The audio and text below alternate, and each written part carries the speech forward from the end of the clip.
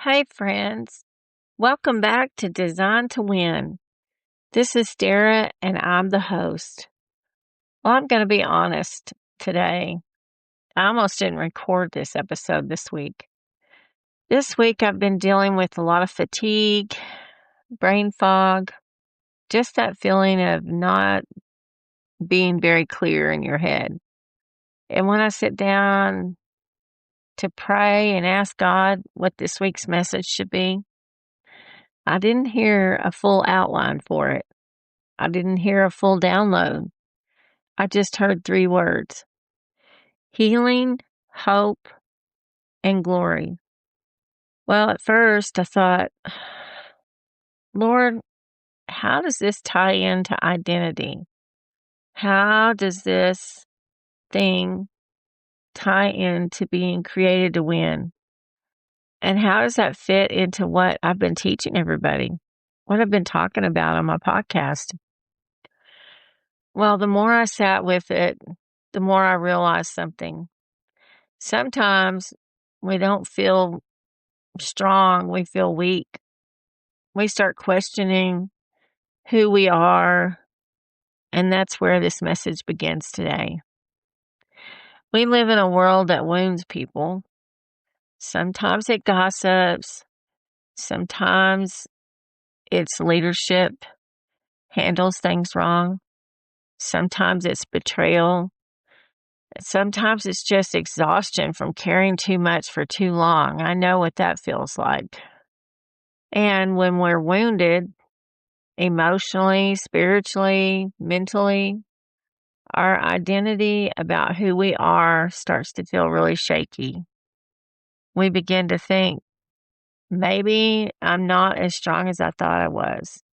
Maybe I missed it. Maybe I'm not cut out for this. Well, in Isaiah 53:5, it says, by his stripes we are healed. Healing isn't weakness. Healing is restoration. God does not heal what he does not value. Let that sink in for just a second. If he is healing you, restoring you, rebuilding you, it's because you matter to him. You matter greatly to him.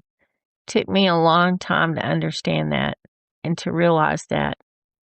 Even Jesus himself, when he was having a hard time, when he was struggling with things, or even when he had a lot that he was dealing with, which he did, he withdrew to rest. And Jesus wept in agony, in stress. He felt the weight of what he was carrying, just like a lot of us do. Healing is part of being designed to win. It's a component of that, because you cannot walk confidently in who you are if you are bleeding internally. Not physically, so to speak, but bleeding internally. Healing restores our clarity. Healing restores our identity. And healing restores strength. Now let's talk about hope, the second word God gave me. Brain fog is a very strange thing. It makes you feel behind. It makes you feel ineffective. It makes you question your productivity, your sharpness, even your calling. I have so been there with that too. And sometimes spiritual fog feels the same way. There really is such a thing. But in Romans 15:13, it says, may the God of hope fill you with all joy and peace as you trust in him. Hope is not a loud thing. Hope, in truth, is quiet confidence. Hope says to us, this season is not my identity. This fog is temporary. This fatigue does not cancel my calling. Winning doesn't always look like energy. Sometimes winning just looks like not quitting, just continuing on. even when you feel bad. Sometimes winning looks like trusting God when you don't feel Him near you. Hope anchors you when your emotions are unstable, and hope reminds you that God is still working, even when you feel like you're sitting in silence.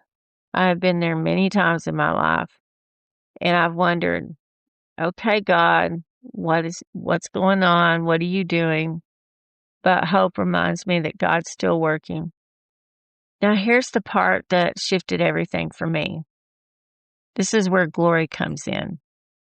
2 Corinthians 4:16-17 says, "Therefore we do not lose heart, for our light and momentary troubles are achieving for us an eternal glory that far outweighs them all." Let me read that again. "Therefore we do not lose heart, for our light and momentary troubles are achieving for us an eternal glory that far outweighs them all." Just let that soak in. Glory, the word glory, isn't applause. Glory is transformation. It's God's presence in the midst of everything. Every hard season shapes something in us: depth, compassion, discernment, resilience. What if the fog is forming something in you that clarity never could? What if this season is strengthening parts of you that success alone never would have built? Glory is who you become through the struggles. It's God's presence in the midst of all of it. Healing leads to hope, and hope leads to glory. That's where the three words come together: healing, hope, and glory. So tonight, or last night, life literally fell in the bathtub with me. My cat has been extra needy, hopped off onto the bathtub and lost his balance. And somehow, between him wanting my attention and me trying to juggle my phone from going into the tub, my phone ended up in the water.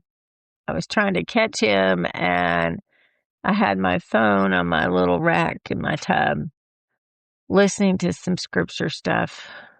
And there the cat and the phone went into the tub. It was funny, but it wasn't funny at the time. I stood there thinking, seriously? All I could do is laugh at the time. But here's what struck me in the whole thing.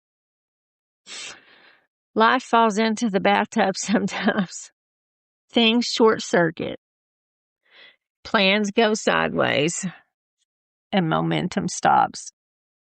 But we don't throw everything away when all those things happen, when life feels that way. We dry it out. We give it time. We let it sit. We rest and we reset. Those are all things that we have to do.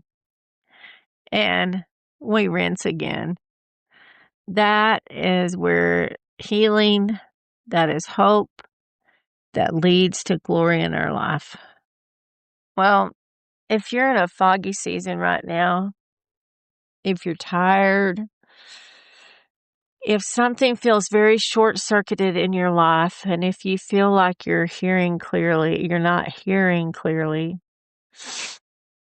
don't mistake the pause for defeat right now. It may not seem like it, but healing really is working. Hope is rising up, and the glory is forming. Just remember, among all of that, you are still created on purpose and with a purpose. And even the fog, amidst all of it, God sees you and He hasn't changed His plans. You are still designed to win. Hope you enjoyed this episode. Take time to pray about it, think about it, and have a blessed and favored week. Until next time, love you.